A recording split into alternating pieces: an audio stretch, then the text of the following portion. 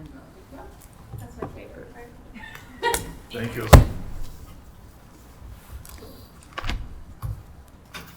Mr. Moutos, is that the way you pronounce it? That's it. That's exactly right.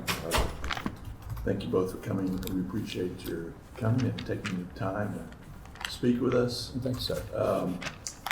Members of the editorial board here and some members, representatives from the newsroom who sit in on our meetings.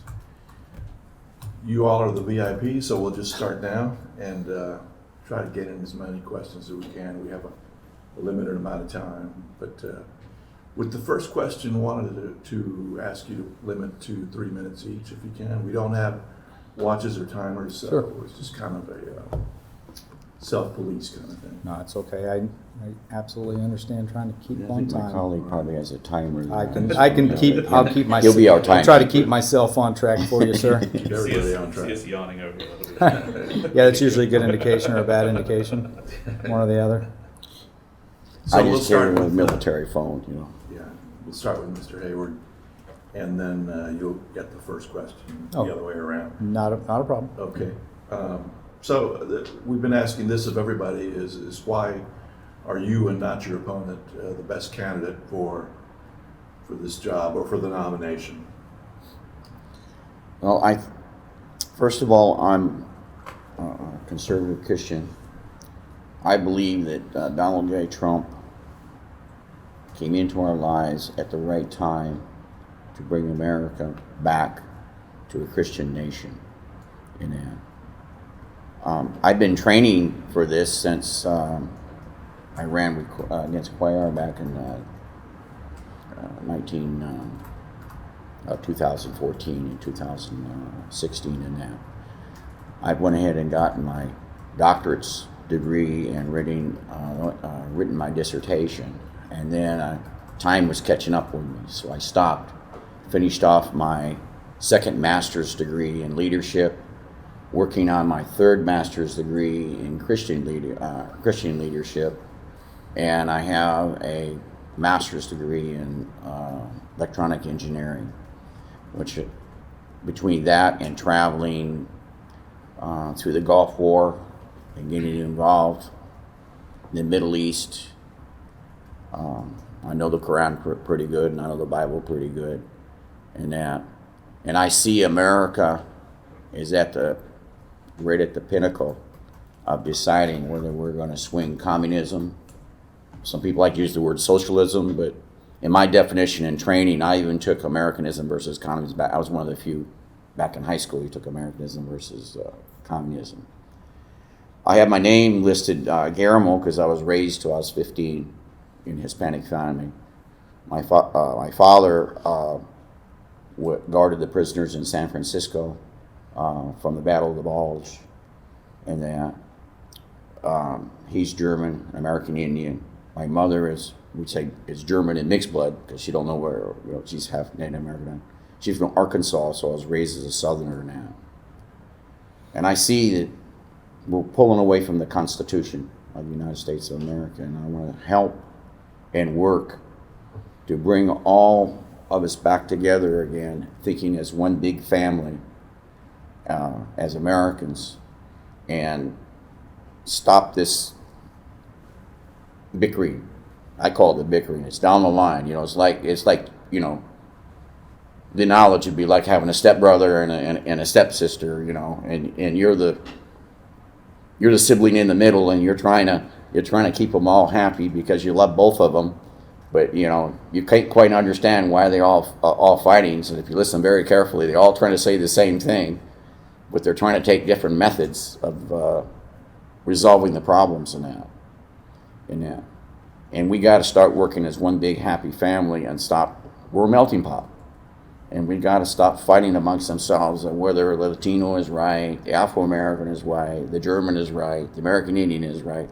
We got to start thinking, and that's what I like about what Jesus Christ teaches, is we should all work together as a family.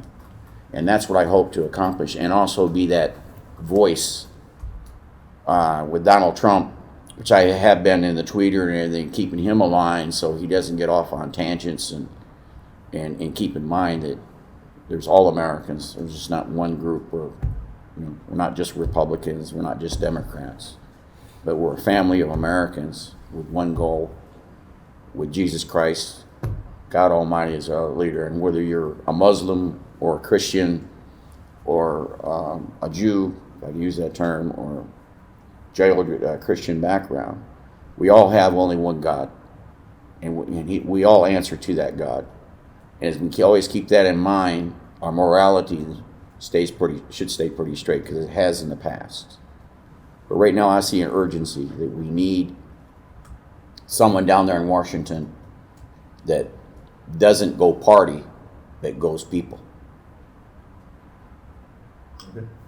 Mr. Moutos? Thank you. My qualifications don't come from books. They don't come from experience as a politician. I've spent 30 plus years in the military, the Navy and the Army. I've been a prosecutor for about 20 years. I'm not a politician. I don't want to be a politician. And if I ever find myself becoming a politician, I will leave. My qualifications are that our founders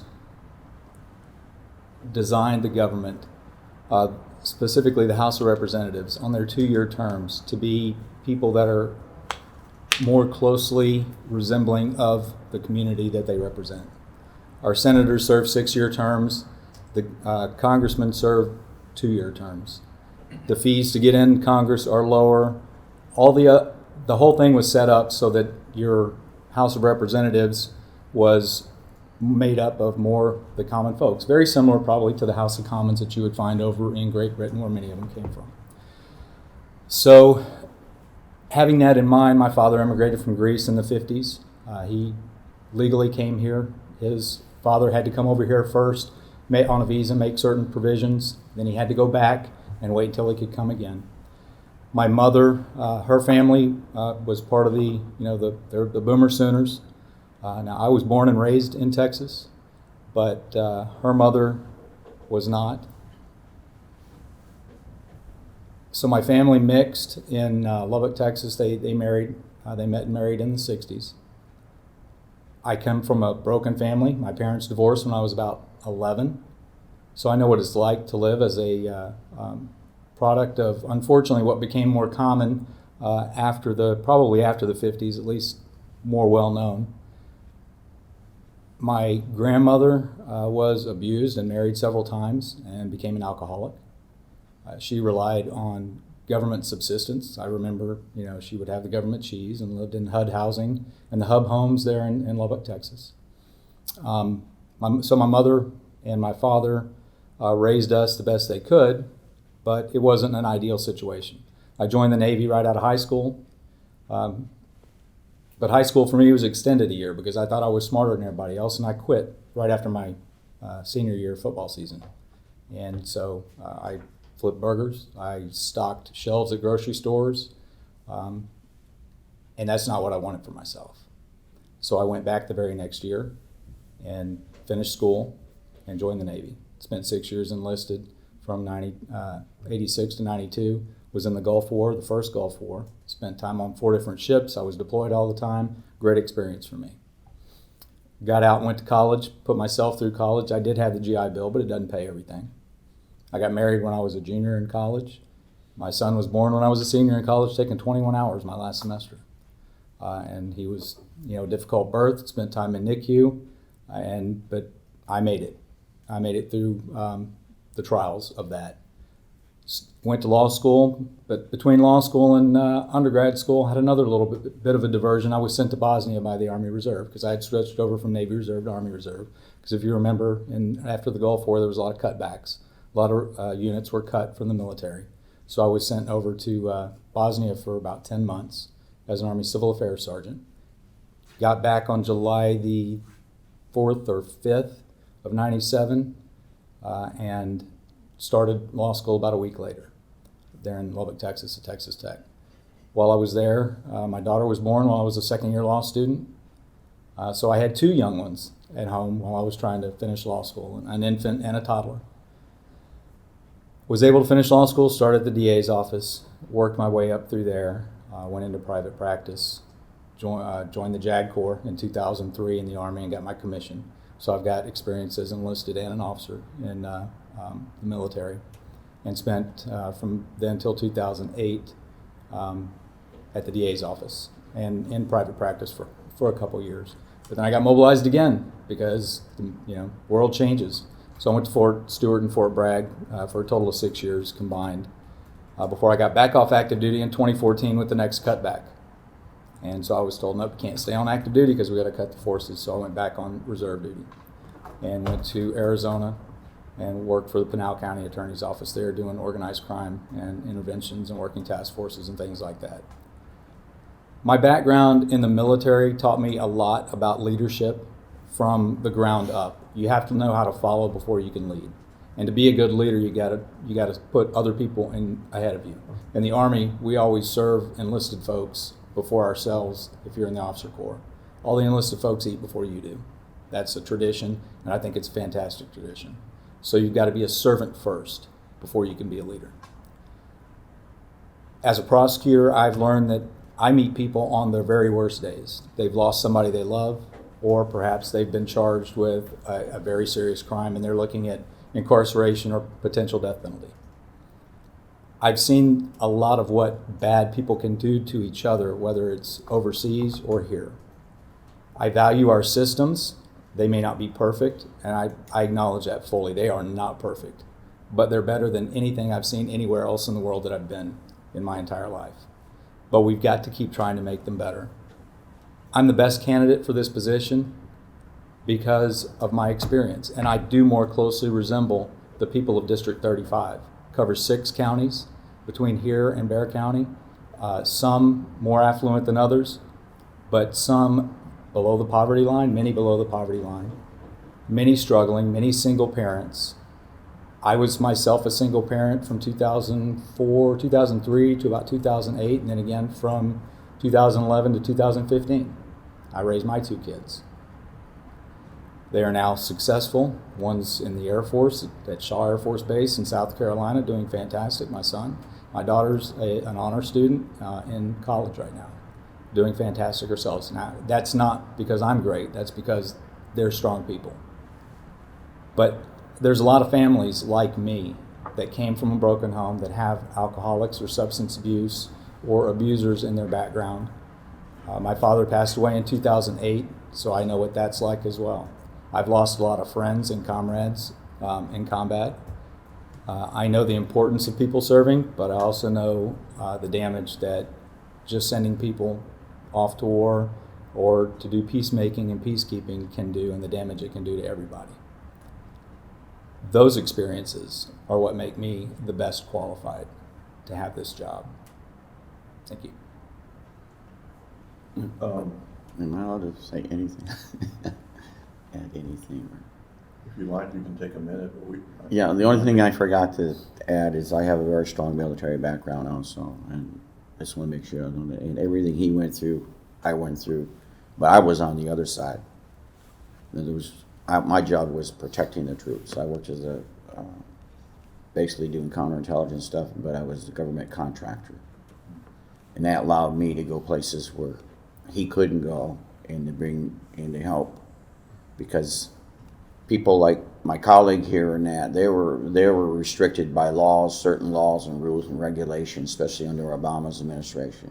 I had no rules and regulations because my job was to survive and also to try to turn the hearts and minds of the Islamic people back towards, toward our soldiers and protecting our soldiers and that.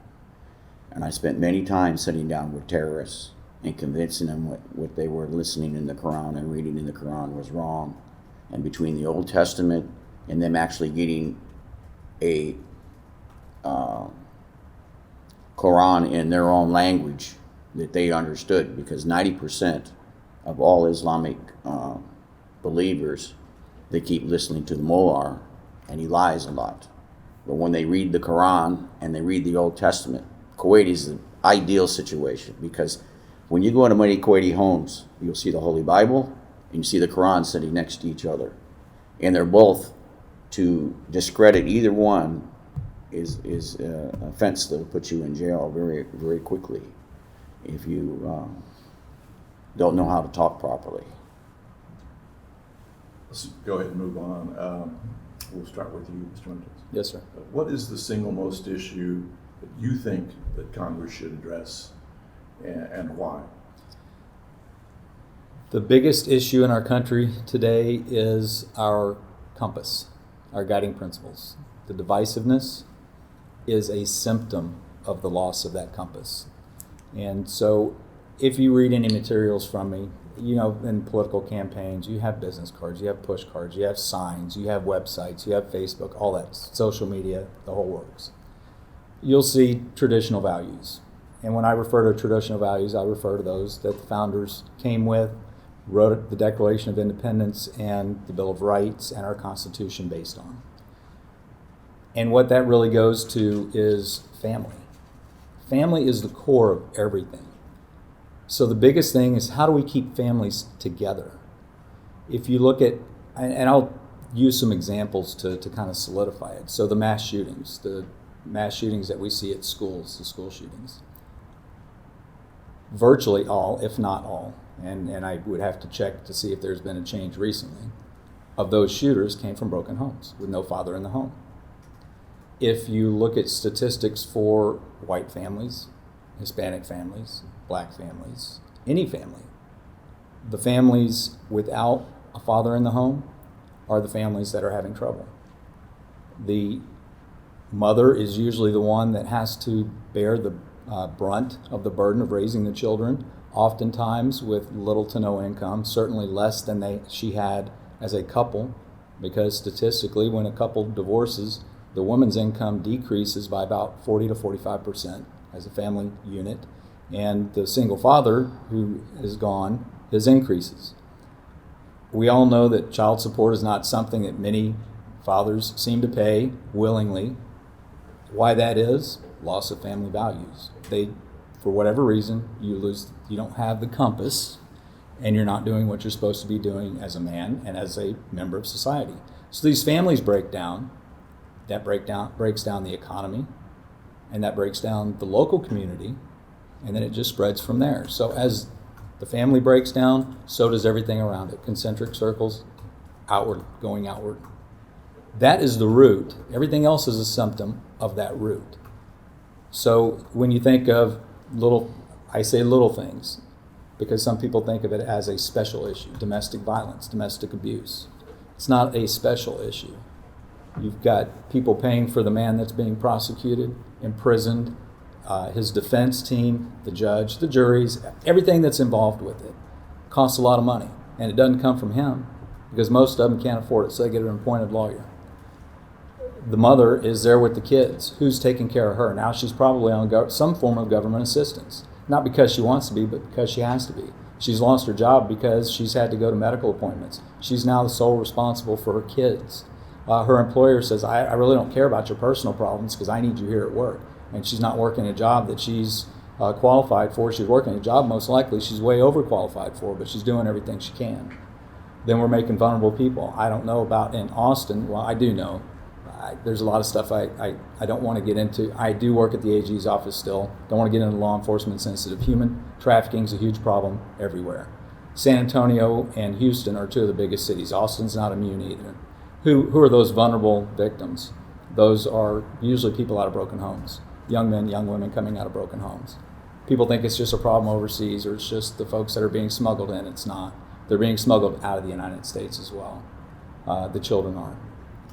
But what started that? They're vulnerable because they come from a single parent household where the woman now tends to work twice as hard. She can't supervise her kids nearly the way she wants to, and they're being preyed upon. So restoring traditional values to a family values, and keeping those families intact. I don't mean to interrupt, but yes, sir. So the breakdown of family values. Yes, sir. Which you're yes, sir. talking about. How do you address that in a piece of legislation, in the most important piece of legislation? The most important piece right now is the Violence Against Women Act. But there are too many riders, too much fat, too much pork, and it's gone to special interest. because it started out as Violence Against Women Act, a great act. But now it's being used for other special issues. In particular, recently, there's been riders and additions to the LGBT community. I'm not saying that they shouldn't have issues for them, okay, because they do, they're a group, but not the Violence Against Women Act. The Violence Against Women Act was enacted for that purpose. It needs to be there. That act needs to be strengthened, cleaned up. That's the single biggest piece of legislation, would be to clean up that act or scrap it and do one that will achieve what that one was intended to do. And that, again, is problematic. That is a problem of Congress. And those people do not represent, I say those people are the congressmen and women that are currently serving. The ones that have been serving far too long.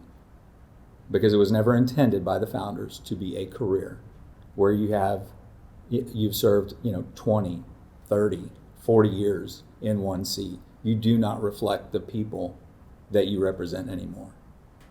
You are nothing but a politician at that point. So that is the biggest single piece. Clean that up, secure the family unit. Okay. Again, same question. What do you think is the single most important piece of legislation that Congress should address?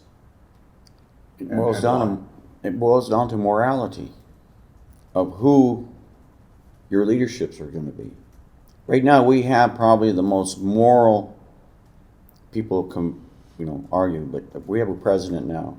He's probably one of the most moral presidents you'll ever see in the history of America, next to Abraham Lincoln. He sees that the problem, as a businessman and myself as a businessman, sees that our society is breaking down with communication and that. That breakdown began when we started taking prayer out of the school and we started treating our First Amendment, which covers both freedom of the press and freedom of religion, to the point that we started taking sides and forgot there was only one God. Thou shalt love the God with all thy heart, with all thy mind, with all thy soul, and all thy body. And the second most important one is to love your neighbor as yourself. When you lose those moralities, everything starts breaking down. As my colleague talks about, yes, we see the breakdown of the marriage. I come from a broken marriage, as I lately talked about. I was raised in a Hispanic family till I was 15.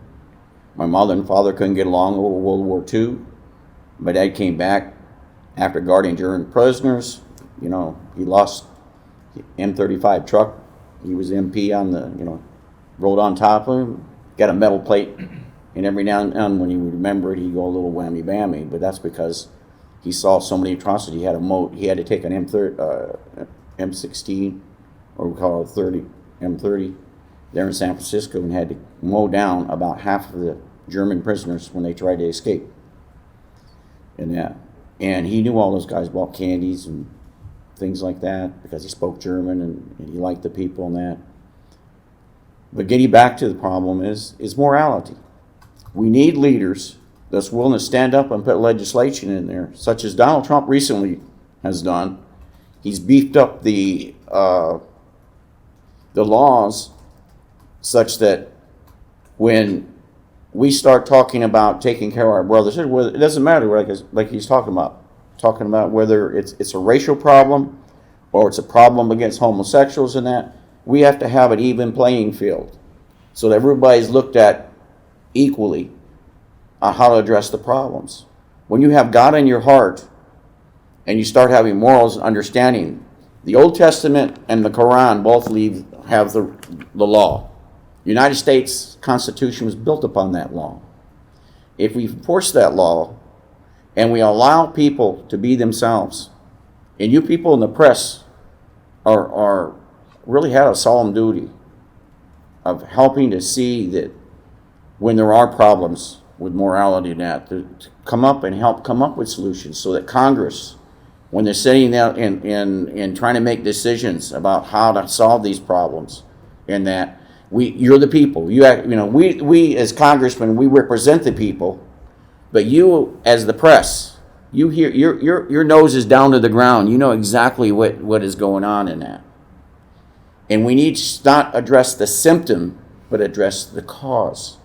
So we need legislation that points more to, like I said, putting families together, not pulling families apart. A lot of our laws, if you really look at them carefully, a purpose one is like you're tax exempt. If you're retired in Social Security, you make more money. The incentive is to be separate than it is to be together. And we need to have laws that gear down to the family structure and the children, not to pull parents and things apart, but how do we bring those parents together in a loving way, and understanding that our responsibility as parents is not just to our children, but also to our society and to our God. And if we keep our heart, as Christ teaches, if your heart is clean, in other words, if whatever comes from your heart is going to come out from your mouth, and how you treat each other in that. And we bounce off at each other. If your heart is right, my heart is right, we're going to bounce off. Our heart isn't right, and that we're going to end up squabbling back and forth in that. But through that squabbling again, as if we keep our morality right, we learn from each other and to make corrections in that. So there's not a one fix all. It's a fix because we've gone too far. It's a fix that slowly has to take place, listening and loving and taking care of each other in that. And to build legislation or take laws, and I'm a firm believer is for every law we pass, we take two of them and knock them back in that, so that the new law addresses the present situation and there's no conflict going on because of something we passed in the past in that. And like I said, I was raised in a Latino family, and I went through a lot. My stepfather used to use a bullwhip on his kids. I got the big wide belt when I was disobedient and everything. He used a hand cultivator in that. Some people will say things about Latinos, but I watched that man work with sweat, 65 years old when I was a kid, when I was only 2 or 3 years old, and push a hand cultivator in that because he wanted to put food on the plate for the family and everything. He did it all by hand until the rototiller came out and everything. I could tell you some crazy stories as farming and everything, how to make money. But one thing he taught me when he was working with Pancho Villa and working with Benito Juarez. I'm sorry to interrupt you there, but I think we want to move on. Yeah. And try to drill down a little bit more. So, I'd like to get your take and then yours, Mr. Moutos, on border security. Do you favor building a border wall across the length of Texas? And do you favor siphoning money from the military and defense spending as the president has proposed? let's just sum it up this way. We need the border wall. I've worked both sides. Our biggest problem in our country, if we don't, and I'm not going to point fingers at who's doing it and who isn't doing it, but the cartels have gotten so strong now, not just the United States, around the world, with the importing of drugs, exporting of drugs, coming in the United States and that. When that wall is finished and built according to the way it's planned in that, we will be able to control 90+% of who's coming across that border and who isn't coming across that border, i.e. stopping the flow of drugs. During Reagan's administration, everybody talked about, and other ones, just say no. But our problems, you look at every city in our nation right now with the guns and everything like that, that's just a symptom. The problem is you can think about, back in the 1920s with the gangsters and everything. It's all thought about money. That's what it's all about. The people we see coming across the border, they're the victims because they're being used to help push the drugs across. And I worked in the 28th district, as you know of, in that, working with Henry Cuellar's family. Henry Cuellar's family has had a lot of black record, but I talked to him a lot, counsel them and everything. They've done a 180 turn in that. We need more than donkeys sitting up and down, as he said, cleaning up the side of the border. We need a wall. And the reason we need that wall is so we know who's coming in and who's not coming in. Because we have terrorists coming in, we have everything else coming in. The president's job is to protect us. And how he gets that money, if Congress won't give it to him, he has to find another means to get it. Because when you see that wall get finished, in that you're going to see a 180 turn. Then we need to take care of our brothers and sisters who are in here, who are already trapped in here, and find ways of them becoming citizens. But it needs to be a slow process, built upon morals, work ethic, education, not just to hand it over to them, but they earn it. And take care of our people. They call them, everybody wants to say DACA, but the children were, as I said, were the victims of the problems in that. But when the wall is finished, we can then start doing what is called as one president said, it's time to sit down and do the hard work in that. Okay, I want to give you a chance to respond. Bottom line up front, yes, we need to secure the southern border. The entire length of the Texas border, does it need a physical barrier? Likely no, and that would be coming from the folks that are on the ground themselves. I've had the opportunity both in Arizona working there and here at the AG's office to work very closely with the folks on the border, the federal agents, several task forces on cross-border issues. So there are areas that absolutely need a physical barrier, but even the Border Patrol themselves will tell you, the agents on the ground, there are some areas that it's going to be very difficult to cross on foot, and they can monitor in other ways. I was also an intelligence legal advisor while I was at Fort Bragg Special Operations Command. We worked with Fort Huachuca, Arizona, the Intelligence Center of Excellence. They do a lot of, that's where the drone folks train. And so they work with local agencies when our military are training and learning how to fly and use the drones. They will use them for ISR. They're on the border, and it's very helpful. Now there's a way to do it that complies with the posse comitatus. It's under the control of local police, and all they do is report, hey, we see something, they'll let the police know. But that kind of technology is available. Sensors and other things are also available. Foot patrols are available. But along very vast stretches, yes, a physical barrier is necessary. A good example of that is when El Paso put up their physical barrier. The year before that, there was something like 300,000 apprehensions of folks crossing. That's just the folks they caught, not the ones that they weren't able to catch. As soon as that barrier went up, the very next year, the apprehensions were down to 80,000. Not because 220,000 were somehow faster the next year and were able to get away, but because those barriers slowed them down, more response time for the agents. And because the physical barrier was there, the agents could spread out and cover a greater distance. So a physical barrier is important. The second part of your question, taking it out of the defense budget, that was required because Congress could not come to an agreement and put it in the budget. That should have happened. There's been more money spent litigating whether or not it should have been done than would have been spent if it would have just been authorized. So having said that, and knowing the areas out of the federal budget, that the defense budget that it's being taken from, Fort Sam Houston, Camp Bullis, I believe, lost a new DFAC, dining facility. They have a dining facility. I've been at Camp Bullis. I've been assigned there several times as a soldier. Would have been nice to have a new DFAC, but it wasn't necessary. There were roads out at Fort Bliss that were going to be either new or expanded or repaved or some things of that nature. The critical infrastructure of the military is safe. The weapons are safe. The personnel are not having their pay cut because of any monies taken under a national security declaration and transfer of those funds. The transfer has been held constitutional. It is the province of the president to do that. It's been reviewed, and any further reviews are going to tell the same thing. He's authorized to do it. People don't like it, and I understand that. That's party politics. I'm not talking party, I'm just talking reality and law. He's authorized to do it. I'm fine with it as a soldier. I did retire December 1st, but it doesn't mean I don't care about what happens to soldiers. I care about soldiers and veterans and all military families. If I thought it was going to hinder their security and in any way endanger them, I would be adamantly opposed to it. But it's not. So to answer your question, we do need the barrier in many places, and I'm fine with how it's being taken given the gridlock and lack of cooperation between Congress, which is unacceptable. Any other questions? I'm assuming both of you oppose impeachment of the president.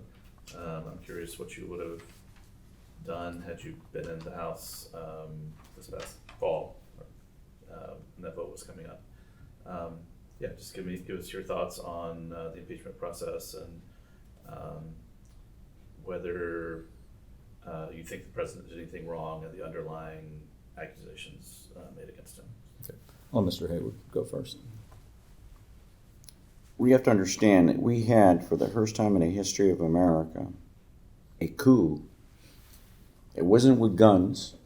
It wasn't with anything. It was using our system that was never designed to be used to try and remove a president of the United States because he didn't think the same as the previous leaders thought.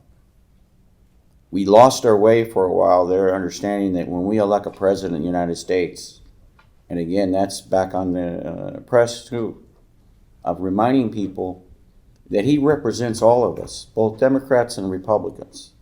And when the American people speak up and decide they want this person for the president, case closed. Now comes the work that the president has to do in order to meet those requirements, and always keep in mind of both Democrat philosophy, Republican philosophy, individual philosophy. They got caught in this coup, but they had a backup. The backup is the impeachment we're watching right now. And what is happening is, in my opinion, and what I can see is working counterintelligence and everything going on, is that we have a puppet behind the scene here working, Soros and some other people who are desperately trying to remove a president of the United States because they have an agenda, and that agenda is to make America into a communist nation. They keep using the word, my colleagues and Republicans keep wants to use the word socialism and the liberalism. It's not anything like that. I have much training. I took American University of Communism. I've dealt with communists and everything. You see the book that they're playing and everything and that. This impeachment that we're watching is no more than a play, an attempt to overthrow the government. And I solely believe if we do not change the House with conservatives, whether it be Democrats or Republicans in that, they will continuously try to impeach this president. Because he's one top thing he is. He's a Christian. He tells everybody he's a Christian. He acts like a Christian in that. There are those behind who don't want to see Christians succeeding in that. And that's because, and I hate to say it, the only way I can say it's spiritual. People sometimes, you get angry, you don't understand why you're angry. You just feel like, you're just, and that's what you see happening is we have certain people on the Democratic side who are just so angry because they couldn't get their way, they're throwing a temper tantrum, and they're trying to impeach a president. It won't succeed. This I guarantee you, it will not succeed in that. I'm a firm believer that the hand of God is on Donald J. Trump. And one of my jobs when I get to Washington is to support him in every endeavor as long as he doesn't step out of what I call out of line, and making sure that every citizen is taken care of and properly taken care of and that. But he's got a goal, and his goal is to make America safe again in that. And you will see at the end, whether I get in or not, you will see at the end of 4 years, you'll make what Ronald Reagan has done a heyday in that. You're going to see more Americans coming together, more positive things happening. Because he's not only listening to himself, he's listening as a religious leader. He's listening to what God is telling him also. As for the current situation with the impeachment, the president does have the final say in all foreign relations matters. In this case, there was a mixed question because there were some appropriations that were made to give some material support to the government of Ukraine. There was a deadline for that. That was, I believe, the end of September of the year in question. The president's phone call that the transcript and everybody's been talking about has been released. And if you're not playing party politics, if you're on one side or the other, you're going to say he did something or didn't do something. Looking at it, just trying to stay with the facts. And as a prosecutor for 20 years, I do have to do this all the time. And doing public integrity prosecutions in the state of Texas, where I prosecute Republicans and Democrats, the same all the time. That's what I have to do. Just looking at those facts and kind of applying what Alan Dershowitz does, he calls it, he's very, very simple. plain spoken, super intelligent. The shoe on the other foot test. If the shoe were on the other foot and it was a Democrat president, would he be being impeached? He did not violate the requirements of the law. The items and material were not withheld past the end of the fiscal year, which was when they were supposed to have been delivered. He did not require the Ukrainian government to do anything specific. They, regardless of whether anybody thinks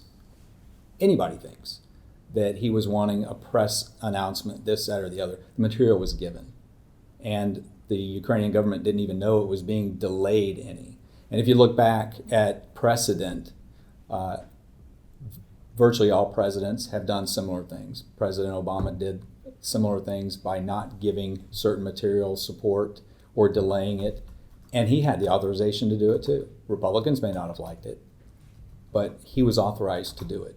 Just like Republicans didn't like the agreement that he made with Iran, but he had the authority to do it. So looking at it, trying to stay objective, it wasn't something that rose to the level of any kind of a crime and should not be the subject of impeachment. And then you have all the optics that surround it, where 17 minutes after he was inaugurated, the first talk of impeachment started. And it appears from a public perception, and I don't think anybody could disagree realistically, that from a public perception, it looks like an impeachment looking for a crime rather than a crime and then an impeachment. And it is the first time in history that it's been a partisan impeachment by the House of Representatives. And that's a shame, because that actually could open the slippery slope for Republicans to do the same thing. Now, were I there, I would have opposed impeachment, not because of party politics, but because as a prosecutor and as a citizen, it's a colossal waste of time. And there are so many bills that sat around and haven't been addressed during the time we've been doing. USMCA sat for over a year. Okay, there's other things that are going to happen in the Senate. This is a disservice to the 4 senators on the Democrat side who are running for president, who are going to spend the next 2 to 6 weeks, depending on how it unfolds, not being able to campaign. It's a disservice, and that disservice is to America. We need to think of America first, not party first. America, because America is not a party. It's a country. It's a nation. So I would have been against impeachment because it didn't rise to the level, not because of party. I would have voted against it, but as the system's set up, majority does rule in this case. And I think America's seeing that, and I don't think I'm alone in saying that America's not happy. There's a lot of people on both sides and in the middle that are very unhappy that things are not taking place that should. We have much more important things right now than that. That's one of Yes, sir. So you're running to unseat Lloyd Doggett, but I don't think we've mentioned his name here this entire hour. Yes, sir. So if you could just, like, one complaint, one thing, one reason that he should go, what would it be? I don't have a personal problem with Mr. Doggett. I don't know him well enough to make any kind of personal judgment against him. He and I would not align politically, but that wouldn't be unexpected. I believe that he has lost touch with the people in District 35. He does not resemble the people in District 35. And I don't mean his physical characteristics. That's not at all what I mean, because I don't resemble a lot of the people in District 35. But my background, where I come from, the things that I've done, the things that I'm going through, even today, are more closely aligned with what the people in District 35 go through. I live 3 miles from here, south of here, in a little 1-bedroom apartment because the price of housing is so outrageous. And some people think it's good. There are some good aspects to it, but there's a lot of bad aspects to it. I see the homeless in Austin. I see the homeless in San Antonio. They aren't really being treated the same. We have a lot of vagrants and violence in the homeless here in Austin. You don't really see that so much in San Antonio. And I'm not tooting San Antonio's horn because they got problems too. We got issues that I don't believe resonate with Mr. Doggett. They resonate with me because I see them every day. I go buy my own groceries at the same H-E-B that the people I would represent would. I drive myself to work. I drive up and down gridlock on 35. That he may do it when he's got an event down in San Antonio. I do it almost every day. And I do it because I work here and my job requires me to. So I see it, and I see the frustration in everybody's face. I see the small businesses that are now being told by Congress that they're going to have to raise their minimum wage potentially up to $15 an hour, and they ask, well, how am I going to be able to afford anything? Because I've got all these requirements. I don't think he is a bad person. I have no reason to believe he's a bad person. But I do believe after, I think it's 13 terms that he's finishing his 13th term this year, I believe. And he's been in politics since 1973 when he graduated law school. I was 7. He's had a tremendous career. But if you look at the legislation that he's pushing, it's not something that affects directly the lives, the everyday lives of the people in District 35. I don't, again, not saying he doesn't care. I don't know whether he cares, but I know his actions aren't speaking to the people of 35, and that is what I'm hearing as well. But that's what I knew before I ever went out there to hear it. That's why I decided to run, not because I'm a better human, because I understand better what's going on in the district. In my opinion, Doggett has lost all focus on what his job is as a congressman. What's the first thing he said when he came here to Austin? I know that I didn't check your paper out, but I know the news media.